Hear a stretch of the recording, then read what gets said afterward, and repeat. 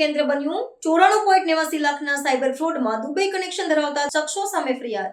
રાજકોટના જેતપુર ખાતેથી વધુ એક સંગઠિત સાયબર ક્રાઇમ નેટવર્કનો પર્દાફાશ થયો છે, જેના કારણે આ વિસ્તાર સાયબર અપરાધનું મુખ્ય કેન્દ્ર બન્યું છે।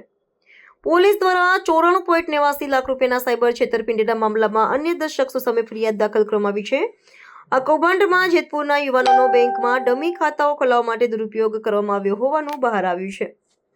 આ સાયબર રેકેટના તાર જેતપુરથી દુબઈ સુધી જોડાયેલા છે। આ કૌભાંડનો મુખ્ય સૂત્રધાર અમરેલીના વાવડીનો રહેવાસી રાહુલ પટેલ છે, જે દુબઈમાં બેસીને સમગ્ર નેટવર્ક ચલાવતો હતો।